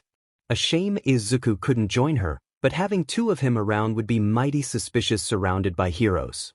The skeletal man opposite Himiko tells a long tale of one for all and all for one, about a villain who can give and take quirks, about how his predecessors have all been hunted down by this villain, about how the skeletal man went up against all for one and thought he had defeated the villain, but that he is beginning to suspect that wasn't the case. You must understand, my boy, I had thought I'd dealt with him for good. However, there has been a recent incident that leads me to suspect that wasn't the case, and I worry for the safety of you and your fellow classmates. See, if it were actually Izuku sitting across from All Might, he might have asked questions to subtly push the man in the direction of the drag known as Trigger, which, rather conveniently, is connected to another drag that can permanently destroy someone's quirk and, also conveniently, was something Overhaul himself had been working on. Perhaps he would have talked to the man about how there is a world full of different quirks, and surely there are similar quirks out there to the one a man developed 200 years ago. He would have explained his theories and pulled out one of those horrible PowerPoint presentation of his that still makes Himiko and the rest of the league shudder. Or maybe, being the terrible liar he is, he would have opted to throw himself out the third-floor window rather than risk saying something like, "Oh yeah, he's definitely alive. And I have his quirk. And he's technically not technically my dad." It's complicated. Really, it's quite fortunate Himiko is here today instead. Not knowing quite what to do but reassured anyway, she nods along to All Might. If the one-sided discussion about upping training regimes and spending more time focusing on mentoring and sending Izuku to go and train with someone who has experience with previous one for all holders is anything to go by, it doesn't seem like her choice in action raised any suspicion. The only reason it doesn't is because All Might never took the time to get to know enough about Izuku to be able to recognize when someone is definitely not him. Otherwise, the reassuring smile Himiko gives him would have given her away then and there. Instead, All Might makes a note to teach young Midoriya to smile in a way that is less happily murderous. Oh, when Himiko tells Izuku what happened, he's going to cry. She doesn't like it when he cries. It's much better when he bleeds, his blood is much prettier. Izuku does, in fact, cry. Just a little. So really, he's going to be getting even less sleep than usual now. Shoyuta stares at the shelves of tea, Hizashi chattering next to him. One hand is clenched around the handle of his shopping basket, the other is hovering over a specific brand of loose-leaf green tea. Hizashi pauses when he notices what he's hovering over. Shoyuta, wasn't that Oboro's favorite dash? His husband remembers. Of course he remembers. They all remember, except the one person who doesn't, clinging to everything they can of their lost friend. And it's silly of him, really, to be thinking about this so much, especially after so long. But Shoyuta has been going to the bar for coffee whenever he's in the area, and he's been taking more time to patrol the area, and there's definitely something. He puts the tea in the basket. A gift for his new, old, friend. Izuku takes one look at Gran Torino lying sprawled out on the floor, turns around, and goes back the way he came from. The action is very reminiscent of how Tamura left the USJ. All Might isn't going to be happy with him, but then, what else is new? Young Midoriya? All Might says. As predicted, he does not look happy. I have been told you didn't go to your training session with Gran Torino. I didn't. Izuku agrees easily. Maybe now is the time for him to stand up, to straighten his posture into something powerful and commanding, throw on a perfectly pressed suit and tie and reveal to the number one hero his betrayal. Except, it isn't really a betrayal. He isn't some evil mastermind set on destroying the world. He doesn't even like wearing suits, much to his dad's dismay. When 5-year-old Izuku pulled off a miniature replica of his dad's classic villainous overlord suit, threw it to the ground and kicked dirt all over it, the man had been in tears. Young Midoriya All Might starts to continue, and it is no doubt going to be a lecture. Another statement of how disappointed the hero is in him. Something has to give. Something should have given a long time ago. All Might. Izuku cuts off. Did you know that one for all isn't a quirk that stockpiles strength, but one that stockpiles experiences and quirks? No, of course he didn't. The man looks baffled. I've been spending my spare time learning how to use each of the other holders' quirks. I've spent it training and learning, and I've been working on my physical body. Because the physical power aspect of the quirk will tear me apart piece by piece if I don't prepare myself before using it. He demonstrates his words by using float. Perhaps it's cruel to so blatantly use the 7th quirk in front of the 8th when there is undeniably a history between the two of them, something raw and ugly and shrouded in tragedy. But Izuku is tired of this little dance. He doesn't leave the quirk activated for long, dropping back into his chair with ease. All Might looks even more sickly pale than before, like he has seen a ghost. My boy, the #1 hero starts. Why didn't you tell me? Izuku blinks at the man, a smile tugging at his lips. It's a bitter thing, his smile. It was never brought up. You've never asked me anything, is left unsaid, but Izuku thinks he gets the point across. Something like recognition flickers in yellow pools as Kurogiri accepts the gift being handed to him. He takes the box from Shoyuta before setting it to the side on the bar counter with a "thank you." They stay there in silence, Shoyuta sitting with the best demon, coffee in his hands, and Kurogiri behind the bar. The air feels heavy with something unnamed, a tension that shouldn't be there. A hesitance. Shoyuta is starting to think he has miscalculated, that he has been foolishly chasing ghosts and projected one onto his student's villainous associate. Then the warp user sighs, flickers.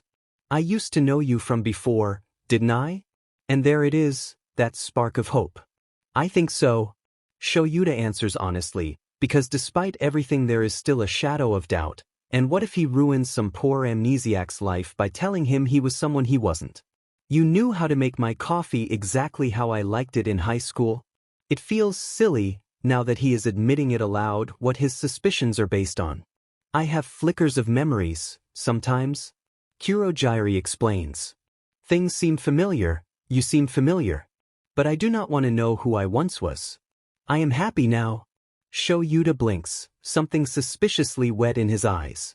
Then that's what matters most. You deserve to be happy. Izuku looks up from the papers in his hand, homework, because despite everything he does, in fact, go to school, and while Eraserhead sympathizes with his group of villains and nightly activities, that doesn't stop the man from giving him homework, looks back down at them, then looks back up again. Kurogiri, he says slowly, calmly. White locks of hair that really needs cutting fall into illuminated eyes, intimidating. Internally, he's trying his best not to squeal like the excited hero fanboy he is. Who let the #4 pro hero Hawks into the bar? Before the warp user can answer, said #4 ranked professional hero Hawks beats him to it. I followed that one. He's gesturing with the casual air of someone who, if it came down to it, could take down most, if not all, of the league in a fight, to Dabi. Dabi, who probably knew the pro hero was following him and just didn't care. Of course. The a-hole. And I'm here to join the league. Izuku sighs. The spy? Why the commission would send one of the top 10 heroes to spy on an admittedly small, but with a 200-year-old supervillain providing the funding, so perhaps not so small, criminal organization is beyond him. Especially a spy so obvious. Oh well, it's not like Hawks knows there's a person in the room that can take his quirk. Even just using one for all, Izuku is fairly certain he can be fast enough to get to the pro hero and take before anything too destructive happens in the bar. Let the recruitment process begin. What made you decide to come to the league instead of the other villainous organizations out there? The healthcare? Bullshit. Their healthcare is a doctor with an unhealthy fondness for human experimentation. Most people who go to him come back with their brains exposed, or don't come back at all. Where do you see yourself in 5 years? Well, if I don't figure something out soon, as a very roasted chicken. And why is that? I've been stealing Endeavor's ice cream for the past 3 months and he's finally figured out it was me. On the couch nearby, both Dabi and Shoto crackle. Taking advantage of the opportunity, Tamura pulls ahead of the two in the game of Mario Kart running on the TV.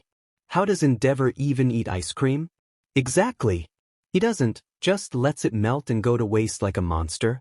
What do you see yourself achieving in life, and how does becoming part of the league tie in with it? I'd like to see hero society crumble and villains take control of the world. Izuku sighs. The room stills. Kurogiri lets out a sound that's suspiciously wordlike. Oh God, please no, not again. I'll be right back, he says to Hawks, ignoring the others. A minute later he returns from his room, setting up his trusty projector and powering it on. One long presentation about villainous stereotypes and the impact quirk discrimination has on the rise of criminal activity, a definitely failed job interview and the discovery of Endeavor's missing son later, and Hawks is about ready to curl up into a ball and cry. Why did the commission give him this job? It doesn't matter. He doesn't tell anyone about the missing Todoroki boy, or about much of anything else really. The League is just a bunch of outcast kids. After all, there's not much damage they can do. Right? A day after his meeting with the kid at the League of Villains, Hawks gets a message. Unknown number, we regret to inform you that your application to join us has been rejected. If you are looking for alternatives, we recommend the Meta Liberation Army. They are full of corrupt government officials who would love to get their hands on a hero of your status. Sincerely, the League of Villains. The Meta Liberation Army. Maybe he can look into that. A small, quiet cafe. 2 teens sitting at a booth in the corner. One white-haired, milkshake in hand. The other, definitely not the missing Todoroki boy, just wearing a slightly off-center black wig with a cup of tea sitting to his right. The tea has long since cooled to his touch. Are you sure you want to do this? Definitely not. Shoto in a wig nods. I do. And you know that it'll be out there now, right? There's no going back. Izuku. Definitely not. Shoto in a wig says, voice fond. I know. He puts his hands over Izuku's, pulling them away from his drink and holding them gently. You don't have to worry. No matter how things go, you've already saved me. Okay then. Izuku says, a wry smile spreading across his face. I'll let Dad's technology guy know we're ready. Yes, All for One has a technology guy. Always keeping up with 200 years worth of technological advancements is very important for the supervillain. Even if he doesn't understand how to use the comment section on HeroTube. Holy shit, have you seen the news? That has to be fake, right? Nah, it doesn't look like it. That sheet, it's dash. It's being taken down, but keeps on coming back up dash. Why would it be taken down if they weren't trying to cover something up? Still, for a hero to do something like that, it's dash. It's not that surprisingly really. My ma's first husband was a hero, and she barely got out alive. Tried to take him to court after and everything. There was plenty of proof. And they didn't hold him accountable? Nah, heroes can get away with a lot these days. Shoyuta stares at the article on his phone. His apartment is oddly quiet, especially given that his husband is there with him. The TV is on, an especially brave news anchor reporting on the contents he himself is going over. It's evidence. Notes and observations and journal entries dating back since before the school year had begun, and even some during. All of it well documented, but nothing quite more condemning than the photos. Burns and bruises, some dating back 2-3 years. He suspects that it has been going on much longer than that. No, he knows it has been. Shoyuta. His husband sounds calm. Too calm. The man is as angry as Shoyuta himself feels. For the sake of Endeavor's ears and brain, please tell me none of this is real. And Shoyuta can't reassure Hisashi, can't lie to him. Not when there is so much else he hasn't been telling his husband these days. Not when it involves one of his students and the horrific domestic violence revealed to the world. It's real. People talk, news spreads. Victims come out of the woodwork to share their own experiences. Hesitant at first, but once it becomes obvious that people are listening, more and more take a step forward. It makes it harder to trust heroes, plants seeds of doubt around every corner. Endeavor keeps his spot as the number 2 hero despite it all, though he is often even more aggressive, quick to anger. It does not help his reputation. The fragile trust the man has gained from people over the years lessens and lessens. Any chance Endeavor has in being the number 1 hero, in living up to something so bright and shining as the symbol of peace, is crushed. Because even when All Might retires and the man is officially dubbed number 1, all civilians will see is the face of a man who hurts his family behind closed doors. Though there will still be those who look at him in awe, in wonder. Those who justify what the man did as a part of the greater good. All it will do is create more divide. Still, Endeavor continues heroics despite everything. He declines questioning, especially in regards to his search for his missing son, and more people are beginning to look closer at Todoroki Shoto's case, and that means more people are beginning to think he wasn't taken, that he ran away. Not that it matters. The League will keep Shoto safe until the storm has settled and they are ready to enact Phase 2 of Project Take Endeavor down and probably destroy Hero Society in the process. For the time being, Shoto allows himself to relax, head in Izuku's lap as his friend drags gentle, unloved fingers through his hair. The motion soothing enough that he beings to drift off. Here, he's safe here. I'm jealous. Himiko pouts. Dabi rolls his eyes at her. Izuku looks up at the two of them. There's enough room for you to squeeze in next to me. He pats the empty space on the couch with his free hand. Just be quiet and try not to wake up Shoto, please. He's had a long week. Himiko beams, quietly bouncing up to Izuku. She sits down next to him, and he wraps his spare arm around her, careful not to jostle the boy in his lap. She snuggles up into his side. A whisper into his ear. You're the best, Aizu. It is not long after that both Himiko and Izuku join Shoto in the wonderful world of sleep. It is not the first time he has seen them, the ones that came before him. The ones that were never taken out of their tanks. The failures. He has seen them before, but never before has he been awake enough to really notice them. Never before has he been aware enough that there is something so very wrong. The way their limbs are tangled and disfigured, pieces missing and misplaced. All bear a resemblance to him, white hair and pale skin, apart from the ones who either don't have skin or hair. They are the closest anything can ever come to being like him, but even then they are not. They never will be. They are empty shells, fragile beings with decaying forms. Twisted and ugly and hollow. Izuku is more like them than he is other people, and he wonders if that makes him not a person at all. But even they will never have the chance to be like Izuku. Izuku is the only Izuku. We were about to give up on this project, the man in the suit explains, but then, against all odds, you stabilized. I wonder, what makes you so different from the rest? You doesn't normally do parent-teacher meetings on a grand scale. You doesn't normally have to deal with the media fallback of it having a domestic violence incident involving one of their top first years seemingly go unnoticed and without action. These two facts are connected, though no one will outright admit it. Nizu is scrambling to prevent any more backlash before it has the chance to occur.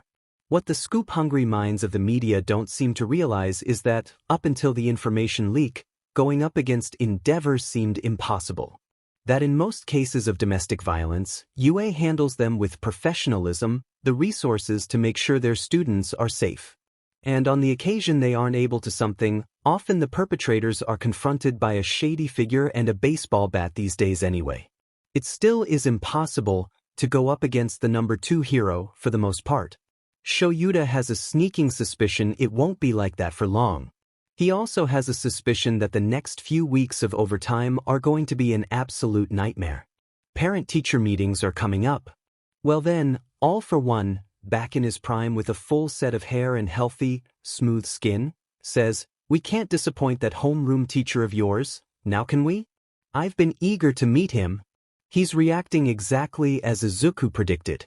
That crosses out asking if Kurogyari or even Garaki can go instead. Time to compromise.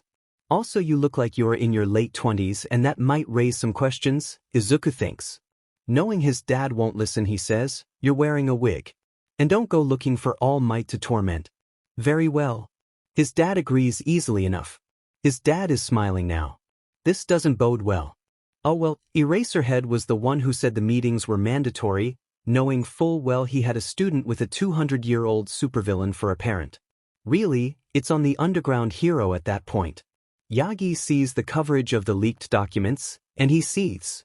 He is angry at his fellow hero, a righteous fury only the absolute scummiest of villains have the unfortunate privilege to encounter. To think that the other hero would do something like that to his own family. That is not a hero. But he is also angry at the fool who put all of that condemning, calculated evidence out for the world to see. The person behind this is a villain, he is sure of it. A villain with a dastardly motive and the resources to back it up. Taking advantage of a horrific situation to further their own goals. The seeds of distrust planted, in a world where people should believe in heroes. Scales have been tipped, public faith in the inherent goodness of heroes is being questioned at every turn. Crime has yet to increase more than it already had been, but where once people were stopped by trust in the system, that things would work out okay, they are now stopping in fear. Yagi can see it. What Yagi doesn't realize is that people have always stopped in fear. They just aren't hiding it as well anymore now that their fears have been proven logical. If a hero of such high status as Endeavor can get away with doing that to his family, then what could he do to a petty criminal or shoplifter? And while he is angry at Endeavor, furious and disgusted, he knows why the man was able to get away with it. Why he still needs to be able to get away with it. He is the second most powerful hero in the country. They cannot afford to lose such a powerful hero simply because he has hit his child. Especially not when Yagi is so close to reaching his limit for good. Society cannot afford to lose its two most powerful heroes at the same time. The balance of power would shift, society would tip and change, and no one would be safe. Not when All for One is still out there somewhere. He pushes those thoughts aside, along with the fear that rises up with it. For now, he is going to work on his successor. He is going to make as much of an effort as he can to make the boy a hero. And if the parent-teacher meetings are anything to go by, he's soon going to meet the boy's parents. He promises himself he will take the chance to get to know young Midoriya better. Izuku pats the curly green wig that sits atop his dad's head, nodding to himself. He pulls away, walking around the man and taking in the slightly too tight hoodie the man wears. It was the baggiest Izuku had, in these desperate times, the tracksuit breathes, and the red running sneakers. The great and mighty All for One certainly looks uncomfortable in casual clothes. And more importantly, he hopefully looks unrecognizable from a distance should any stray All Mights catch a glimpse of him. Alright, you're ready? I look hideous. You look like me. This was a very last-minute idea, and it was either that, or the CRP top Dabi offered you. Garaki thinks All for One would look rather nice in a CRP top, but he dares not say it aloud. Shoyuta takes one look at Problem Child's father, one Midoriya Hisashi, and concludes that yes, this is an ancient supervillain with the full capability to destroy society as he knows it, probably with the just one wave of his hand. There's just something in the way he looks at Shoyuta with sharp red eyes that has the underground hero's brain screaming run fucking run, even with the young girl he has sitting on his lap, silent but wide-eyed and in awe. A hacking sound comes from next to Shoyuta. He turns to see Yagi coughing up blood, not a particularly unusual occurrence. The absolute terror on the number one hero's face is new. It's not often one witnesses All Might in a moment of fear. He told the man not to worry about joining in with the meetings, that they only needed to be done with the student's homeroom teacher. This'll teach Yagi about being nosy and not even bothering to bring a coffee offering with him. Shoyuta could really use some coffee right now. He wonders if Kurogyari would warp him one if he messaged. He probably would, the great friend that he is. The Problem Child looks like he's trying to hide how startled he is by the presence of All Might, as though the strategist of a criminal organization didn't take into consideration the possibility that his hero mentor might want to meet his father. Knowing how poor of a teacher Yagi is through weeks of working with the man, it doesn't particularly surprise Shoyuta that that is the case. There is a tense moment where Shoyuta realizes that Yagi looks about to buff up and go plus ultra. On the Problem Child's father's face. The action is stopped when Midoriya Hisashi holds out his hand to Shoyuta. Shoyuta, knowing full well how All for One takes quirks, accepts the handshake in a probably foolish, but he's too tired for this sheet, sign of trust. He's fairly sure Midoriya's father doesn't intend to take his quirk. Mostly. Hopefully. Probably. It's wonderful to finally meet you. I've heard many good things from my son about his homeroom teacher. I'm Midoriya Hisashi, and this is my lovely granddaughter Eri. Aizawa Shoyuta. Abrupt. Tired. By the end of the handshake, it doesn't feel like his quirk has been taken. That's good. Shoyuta nods towards a horrified All Might. This is my coworker and fellow teacher, Yagi. The pause. Then he adds, he's new. The supervillain's lip tips upwards in amusement. He's making a good first impression by throwing Yagi under the bus. Good. The Problem Child looks torn between wanting to laugh and cry. I do apologize for my state of dress. The supervillain says, and politely, sincerely apologetic at that. Someone insisted I go without my usual suit and tie. He gives the Problem Child a pointed look, probably to say, see? It was pointless trying to make me less identifiable from a distance when All Might has ended up sitting right across from us. Midoriya puts his head in his hands as Yagi falls victim to another coughing fit. Now the supervillain in the room just looks smug. Shoyuta is becoming more and more tempted to send Kurogiri a message. The warp could bring some much-needed coffee, possibly even some alcohol, and maybe even advice on how to rein in his boss before a city-leveling fight breaks out. It's fine, Shoyuta reassures. You are far from the worst I've seen today. He thinks he hears the problem child mutter, should have made you wear Dobby's CRP top, and the child on the supervillain's lap ask as low as she can, what's a CRP top? That isn't particularly reassuring. One would expect a certain standard of dress from the most prestigious hero school in the country. An unimpressed supervillain, how lovely. Shoyuta is going to need a drink by the time today ends. The students have a strict uniform policy they must adhere to unless their quirk or something else makes them unable, then appropriate alternatives are provided. Shoyuta explains. However, we had made no mention of a dress code requirement when arranging these parent-teacher meetings, and it was not expected for the parents to show up particularly well presented. And then, because he is tired and maybe just a little self-destructive, if you'd like to talk more about our uniform policy, then perhaps our first topic of conversation should be about your son's ability to tie a tie. Or lack thereof. In the corner of his eye, Shoyuta notes that Yagi seems to be reaching to put bloodied hand over his mouth, probably to get him to stop talking. Too bad. Shoyuta moves away from the hand. It is a well-known fact that he's been digging his own grave long before he decided to help out teenage vigilantes and turn a blind eye to their criminal organizations. Yes. Midoriya Hisashi acknowledges. A regretful sigh. My son takes after me in many ways. Yagi makes some concerning noises, like a dying weasel on steroids, but unfortunately I could never convince him of the importance of making oneself look presentable. I own my own business, you see, and the first step to maintaining successful interactions is in conveying the power you hold. Of course, I love my son all the same, and he certainly has the potential to inherit the family business. Really, I was rather surprised to learn he ended up in the hero course of all things. The word hero is said with such disdain Shoyuta can almost taste the rot in the supervillain's voice. And of course, it's those words that flip the switch in the coworker sitting next to him. Izuku sees the moment his dad pushes too far. Really, he can't take the man anywhere. He sees the moment All Might forgets there is a young, timid child cradled safely on his dad's lap.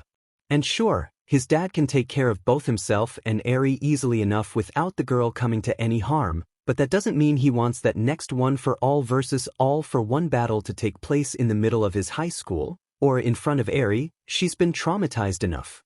There would be no high school left, and he's pretty sure the required repairs would make Cementos cry. So he moves, a quick mashup of quirks with one for all backing them, to pull Eri off his dad's lap and to safety on the other side of the room before anyone has the chance to so much as blink. In that same moment, All for One takes note of All Might's movements, of the girl who is no longer on his lap, and then of the glowing red eyes of the man who is his son's favorite teacher. He takes a calculated hit to the face.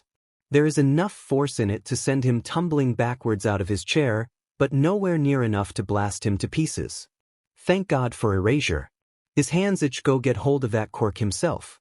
That handshake would have been the perfect opportunity. Or perhaps not. Izuku would probably give him the look of disappointment if he did. He doesn't like disappointing the boy. Erase her head. Yagi growls as Shuta's capture weapon holds him back. Shoyuta knows he'd have no hope of continuing to restrain the other hero if he blinked. Even now it is difficult. The man is a monster in strength even with his innards destroyed. His eyes itch. Let me go.